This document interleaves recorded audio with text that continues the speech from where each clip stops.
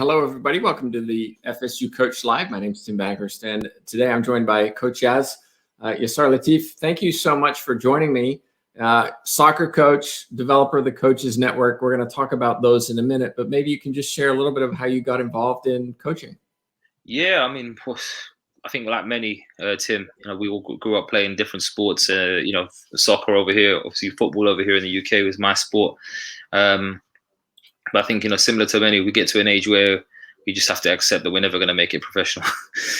So we kind of start looking at the game differently or the world differently from that perspective. So got to, finish high school. I wasn't too sure what I wanted to do next. So at age 16, now considering my options. And again, I had a passion for the game. Never really knew what I wanted to do after high school, but I just knew I didn't want to be stuck behind a desk. So over here we do like a week-long work experience element of the final year of high school, where I actually spent a week observing and supporting a soccer coach with one of the local clubs. That was my kind of first real taste of what it was to be a coach, if you like. But even at that point, I never still quite knew what I wanted to do next. Spent the next 2 years studying at college, doing sports-related courses, and then eventually I applied for university. But within that time, I kind of fell into a bit of a bad crowd.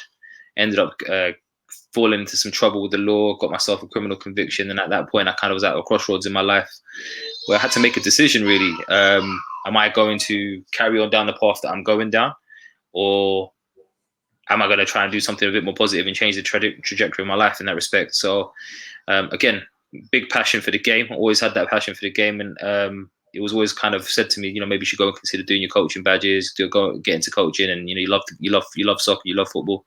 So, I guess I just decided I'm going to go and do it. Age 18, maybe going on 19, took my my first coaching badge over here, and I kind of haven't really looked back since. So, is this something as a somebody who's coaching now? Do you earn a living from it? Because a lot of people will say, well, coaching, unless you're in the Premiership or doing something at high level, it's not really a career. It's a hobby. It's something you do on the side. What's it like for you? Yeah, I mean, I think it's a fantastic question, Tim. I think I consider myself quite fortunate that I would definitely say that I'm a career coach. Whilst I'm not working in the Premiership just yet.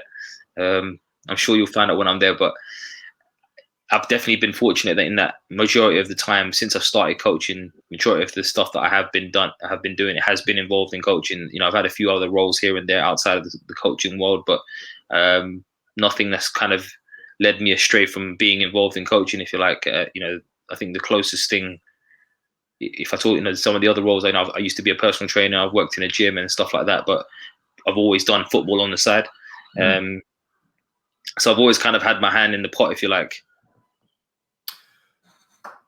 So again, going back to this is a challenge for many. How do you get in? How do you get the access or the opportunity to earn a living as a coach when, sure, you may have the badges, right? You may have done the qualifications and done the coaching, but the reality is a lot of people do them. A lot of people get the qualifications, et cetera. So how do you go from, well, I'm interested in this, I want to coach, I think I'm going to be a good one, but somebody needs to give me an opportunity. How do you get that opportunity? Yeah, I think that's a great question again, Tim. I think you've got to look at it from several perspectives. First of all, where do you want to end up? Who do you see yourself working with? What kind of coach do you see yourself as? And I think some of these things will start to paint a clearer picture around the pathway which you might want to go down. I think if you ask anyone, the dream would probably be, can I go and work at the Premier League or go and work at the top level with some of the best athletes in the world? But it's not for everyone. For some people, they're just happy to be involved at a youth development pathway. Some in the grassroots setting, some in a more elite performance setting.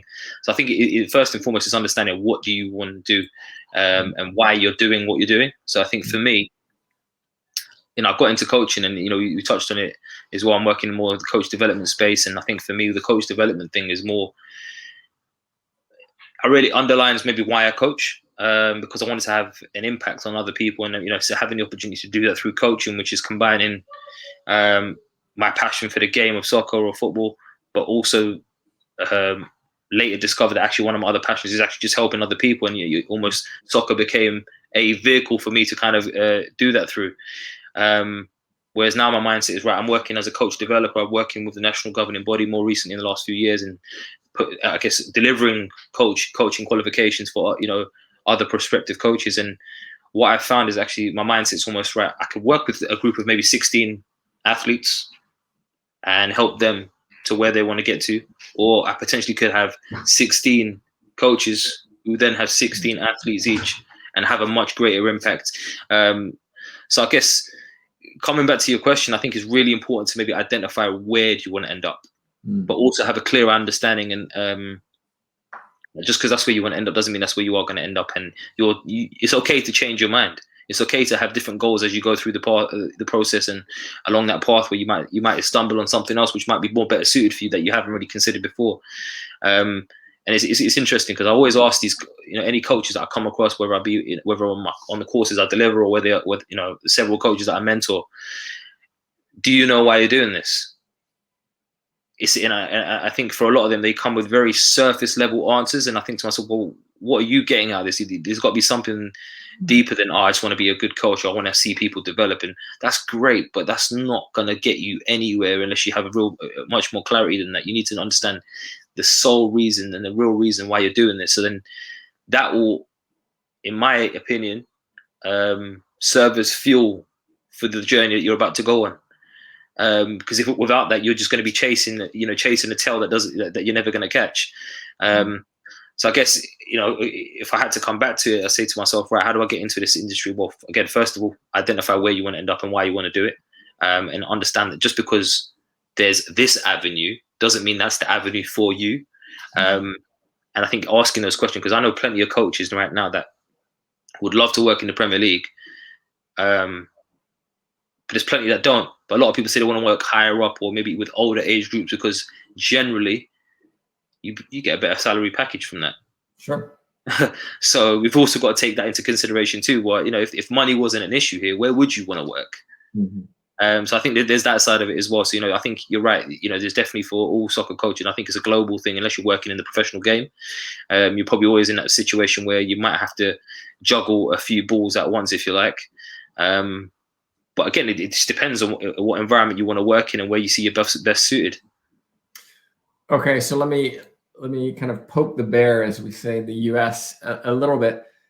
If you're training coaches, right, you've gone through the training yourself, and now you're training coaches. One of the things that a coach, or maybe somebody who wants to be a coach, may say, well, what have you done to justify the fact that you're coaching us? And I think there's sometimes an athleticism component where you, a professional player, have you been in that situation? So how can you explain that to me? And if not, and we know that a lot of great coaches have never been competitive at an elite level. If not, okay, well, why aren't we asking, a Liverpool head coach or a Manchester United head coach to come in and do these things? Why are you doing it when you've never been the, head coach of Man U or something like that? Great question. I think, the first thing I'd say to that is, I was having a conversation yesterday, I think it was, or maybe the day before, with someone, and the privilege that maybe ex-pro athletes get in being able to just walk into certain jobs, which is purely based on, I guess, if you like, who you know and not what you know, more often than not. And that's not to say that he can't coach, but coming back to your question, why am I someone that can kind of deliver that? Because, well, I've been doing it for 10 plus years. And I'm working in a very similar. I've worked in on several different environments similar to the ones that you guys are going to be starting your journeys in.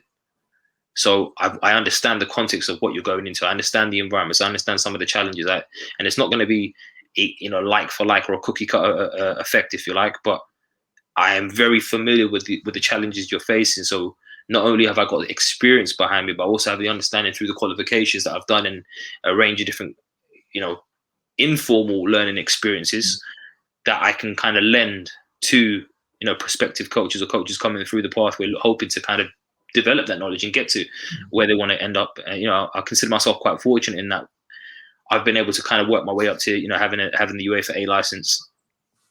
And I haven't had a non-playing background. So if anything, I can probably relate to you more than the person who is Liverpool's head coach, unless they've been through that pathway, but also understanding where do you want to end up. And it's a very interesting topic, because I often say to learners, over the last few years, I think maybe 3-4 years, I've probably worked with about 500 different coaches.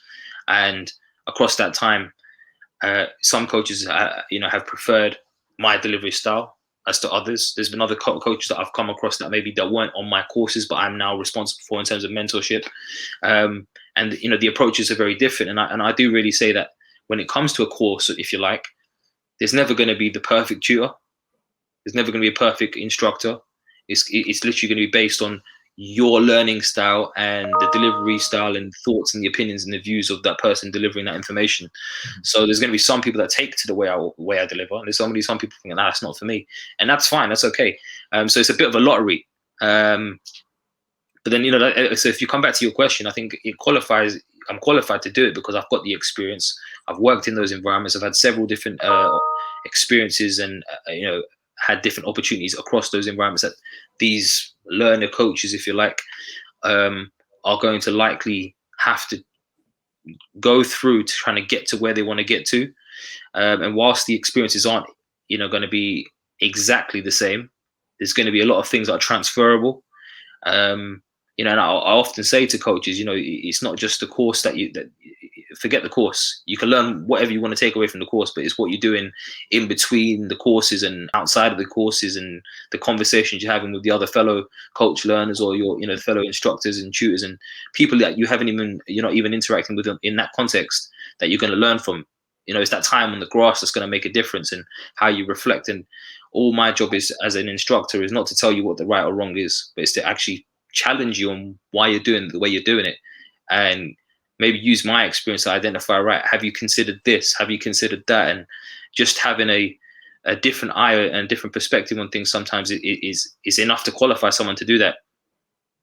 Yeah, and I think you could add as well that when we look at maybe a Premiership coach, they may have only had the experiences of coaching elite level athletes who make more than they do, who maybe challenge the status quo and actually control the team rather than the coach. Whereas most coaches are not going to be in that position. They're going to be in the position of they have, 25, 14-year-olds running amok, and that Man U head coach has no idea how to work with that group. 100%, I think spot on. And like I said, if I come back to the conversation I was having a couple of days ago around ex-pros and athletes going straight into some of these jobs, well, yeah, you might understand the environment, but you've never coached. Like, if you literally want to go down the coaching route and say, right, whose CV stacks up against whose? Well, I've been coaching for 12 years. You've been coaching for 2 days. So you tell me, like, who's going to be more effective in that environment as a coach? Now, if you add the other bits in and you talk about understanding the environment from a player's perspective and having an empathetic, capacity as a coach, then yeah, fine. You've got all that experience there. But I think it is, for any coach listening to this, it's about identifying, right, what makes you unique as a coach? What's your USP, and can you add value to the environment you're coming into? So, as an example, I'm not, if I was to get a job at Man United or whoever that might be tomorrow, I'm not going to go in there and tell, Marcus Rashford how to finish, off the edge of the right hand side of the penalty box. I'm not going to teach him that. However, there's other things that I might have experience with through coaching that I can probably support him with, and whether that's just offering him a different perspective on things. And I think that's key as well. I think we've moved so far in the last maybe decade or slightly longer from, certainly when I was coming through as a coach, everything was a command style approach. Everything was directive. It was very much, the coach says something and players have to do what the coach says. And whereas now I think collectively, not just in soccer, not just in football, but across different sports, holistically is where it's going. Everyone's talking about having a more holistic approach. And I think it's fantastic to see that it's going in that way, because it allows coaches to be different. It allows coaches to have a different style and impact players and athletes in different ways. I think the only challenge we do have in that respect is certainly from my experience, is that, are we now losing some of the technical and tactical elements that coaches in my opinion, should still have and be able to add value in, because there's so much emphasis on these other things. So I think it's finding the right balance. I think, like I said, you've got, as a coach, you've got to identify what your value is and what the impact is that you can bring to the environment. Talk a little bit about the Coaches Network, because this is an interesting idea. It's something you've been developing. What is its purpose, and what are you trying to achieve by building this? Yeah, I mean, well, it's literally what it says on the tin, Tim, is the Coaches Network. I mean, so I kind of paint a bit more of a context. So, I've been fortunate enough to work in some elite academies, Premier League academies in the past as well, and as well as obviously having come through the grassroots community setting and that pathway, and it really helped me to understand how there's such a disparity or a gulf in access, if you like, from what being a grassroots coach going into that pathway, and it just was literally, there was no, I guess, central meeting point, if you like, where people could connect with one another. So if you didn't already know someone in that environment, it was very hard to get access to that environment, and I'm sure it's probably the same globally. However, what the idea of it was right, can I create a platform or a place where people can connect, and it might not be necessarily giving opportunities or job roles and things like that, but even if it's just actually being able to get access to one another, have some sort of some conversations where it might just be anecdotal information or little bits of advice and on different ways of doing things. And ultimately we've all got something to add. We've all got value that we can bring to the table, and I think it's understanding that just because you're working in this setting doesn't make you any more or less important than this person. So it was just an opportunity to kind of connect everyone together, and it kind of started back in 2016. Myself and a friend kind of put it together, and for a good 18 months, 2 years, it was driving a lot of opportunities, a lot of interaction, a lot of networking was going on. There was a lot of conversations taking place around different coaching related topics to really try and stretch, challenge, and just share views and opinions. And then it kind of tailed off a little bit around 2018. I was going through a lot of stuff personally, and then I guess it wasn't really getting as much. It wasn't taking off the way I wanted it to, essentially. So I kind of took a step back a little bit, and around that sort of time, I really started taking a keen interest in listening to podcasts. Then I kind of, if I fast forward back to 2020 now, everyone's been hit with this pandemic, and obviously started in 2019, but the real effects started coming in 2020. Last year was a difficult one for everyone. They got stuck in a national lockdown here, and most countries were globally in a lockdown of some sort.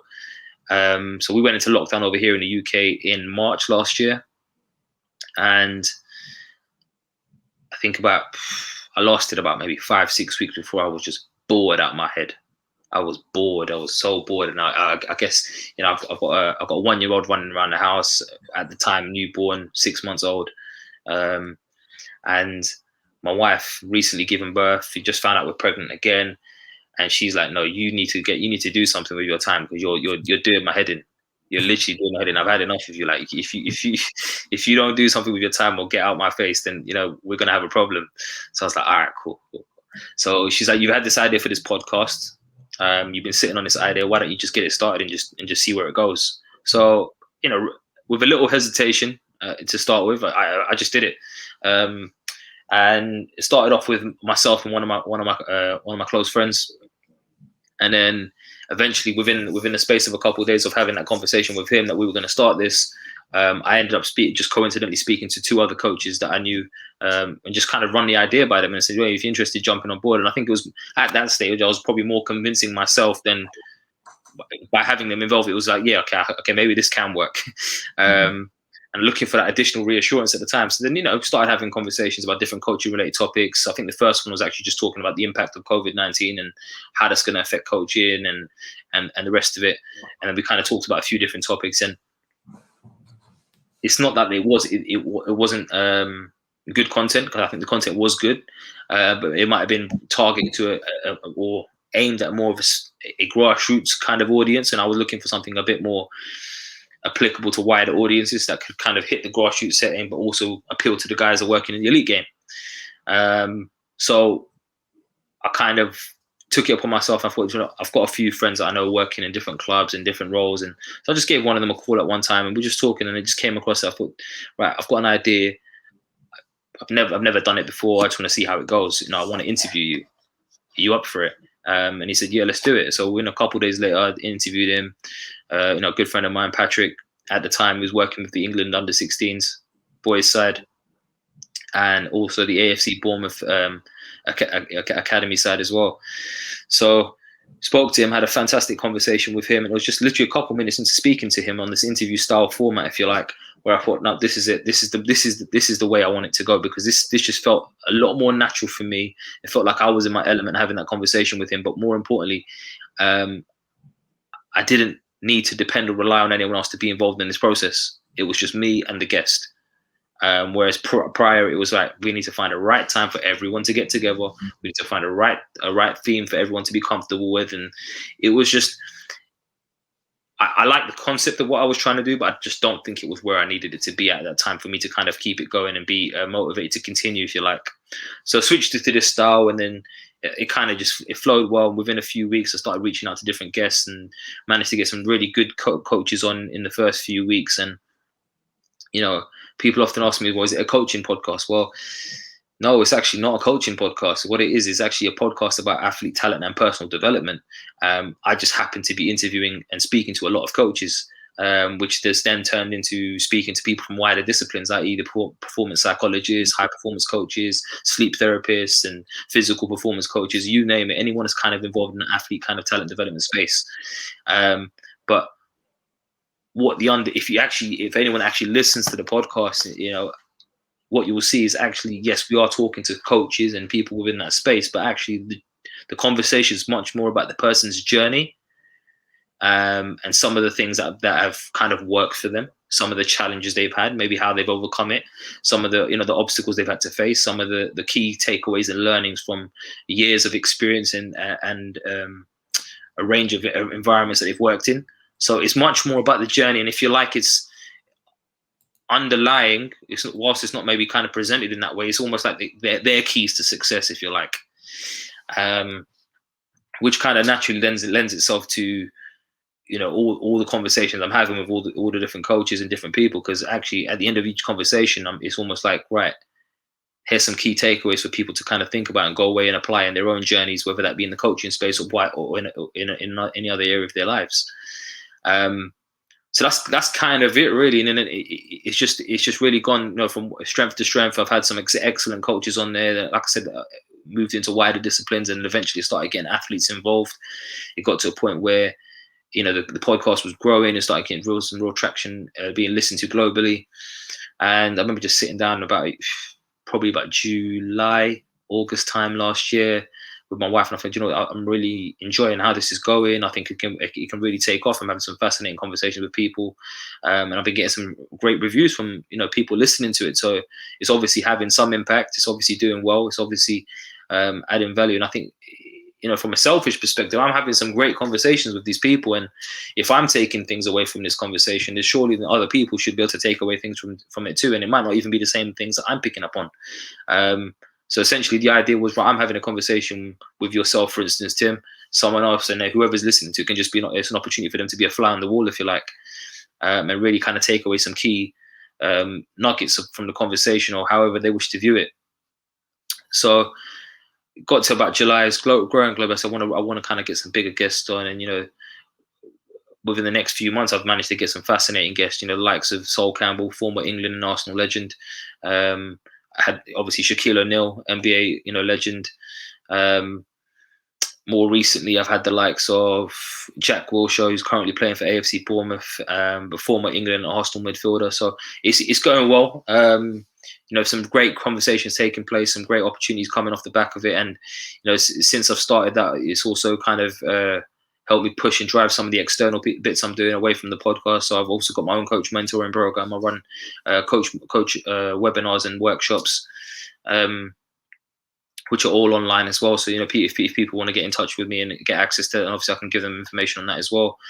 But yeah, it's just it's taking one step at a time, and it's just growing strength to strength. And I think now I'm fortunate enough to be in a position where I've got a regular following, and I'm able to get my voice out there a little bit more and just shed a different perspective on things. And I think one of the things it's definitely helped me do is it has to help me develop a network, not for myself. And that kind of, like I said, if I go back to the top of what I've just started on, it's literally what it says on the tin. It's a coaches network. It's an opportunity for people to connect with one another, and essentially, the tagline, if you like, was bringing the game together. But I think it's kind of slowly developed and evolved into more bringing the world together.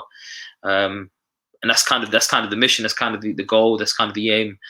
To kind of bring everyone together at one space where we can share information, network, grow, help each other, learn, and inspire one another. And I hope it's doing that. And I've had some fantastic reviews and feedback from people, and long may that continue.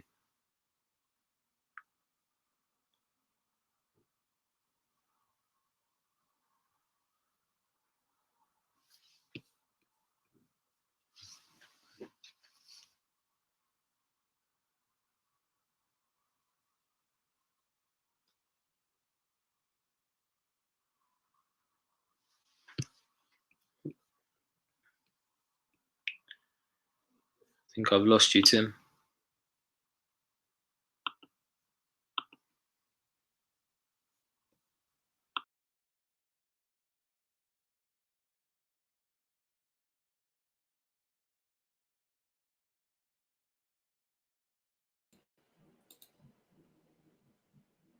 Yes, can you hear me?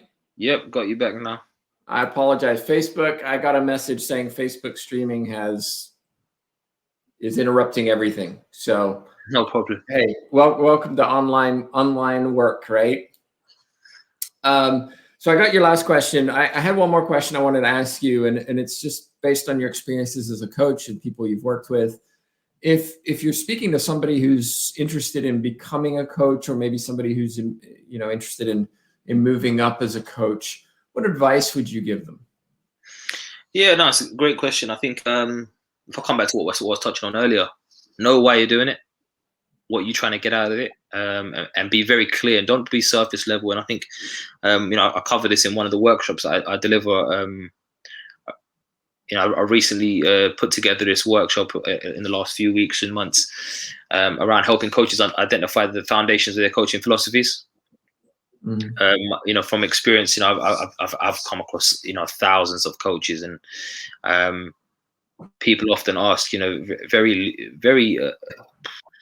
It's a very hollow question at times. What's your philosophy? Why? What kind of coach are you?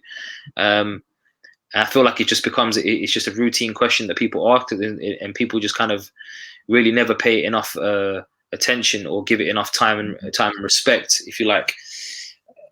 And what ends up happening is when you ask a lot of coaches that question, they don't actually know how to answer it. Obviously, there's two elements to this. You've got obviously playing philosophies and coaching philosophies. I was having a conversation with one of my mentees the other day, and we're talking about philosophy. He's like, "Yeah, my philosophy. I like my team to play out from the back." And I'm not asking you about how you want your team to play, but what kind of coach are you? How do you want to be perceived as a coach? And the question just still didn't quite make sense to them. And I think a lot of people get asked the question, they don't really know how to answer it. So what I've been able to do is develop a workshop and develop a framework for coaches to kind of understand and gain clarity on the foundations of their coaching philosophy, so that they can kind of build on that. And obviously, if I come back to your question, it's about understanding why you're doing it in the first place.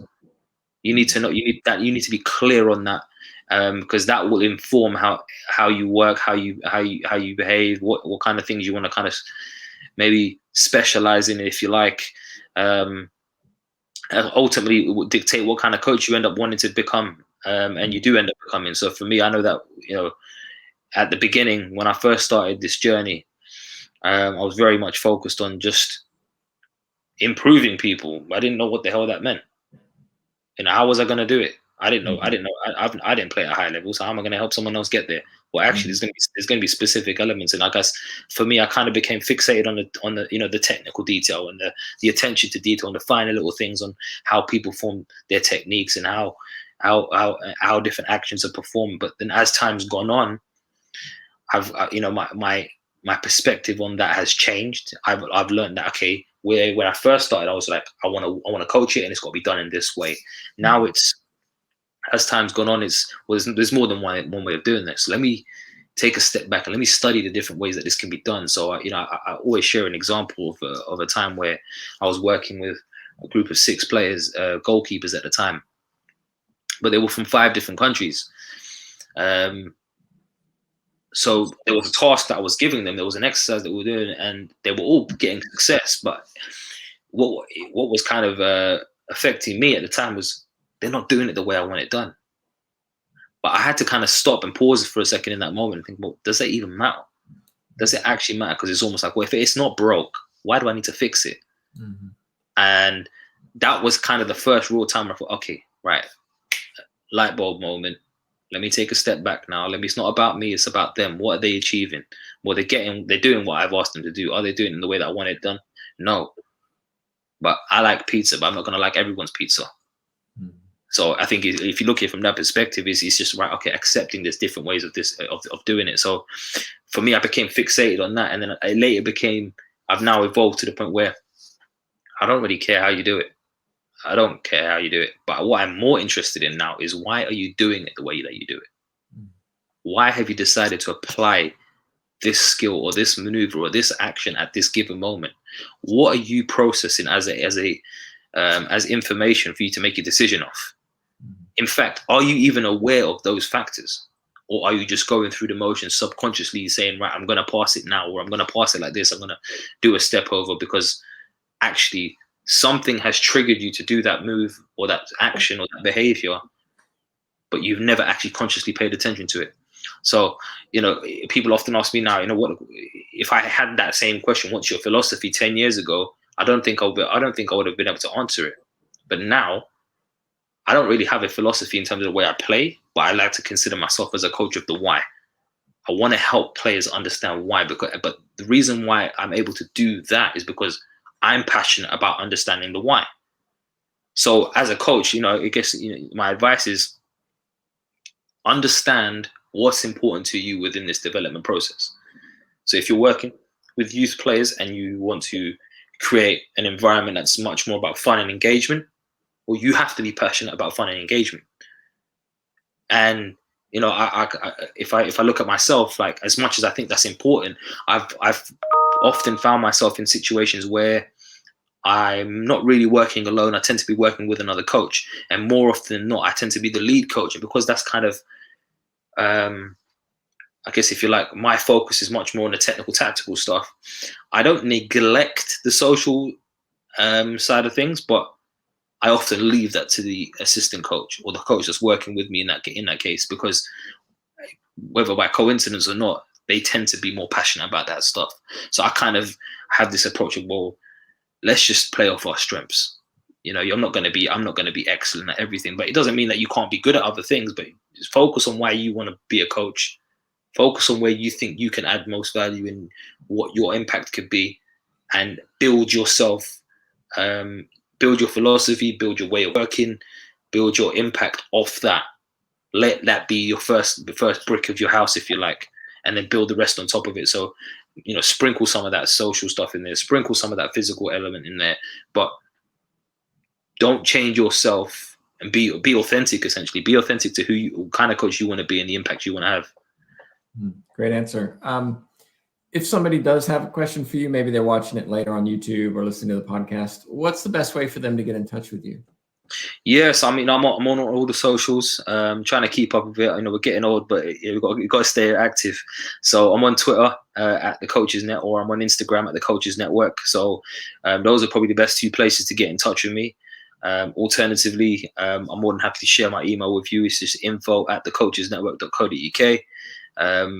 So yeah, if anyone's got any questions, anyone's got any, of course you can check out the podcast too, and it's on all the major platforms, predominantly in audio at the moment. So on Spotify, Apple Podcasts, everywhere that you would usually listen to a podcast. I'll definitely check it out. There's some fantastic guests in there, and we've got some fascinating conversations. And it's been less than a year, and I've already got, just on Friday we released 103 episodes. So there's been a lot of content. Hopefully that that satisfies everyone. But obviously, like I said, I've got my coach education workshops and the coach mentoring program, which is access to everyone across the globe. So you can find out more information about it. Just drop me a DM and we'll go from there.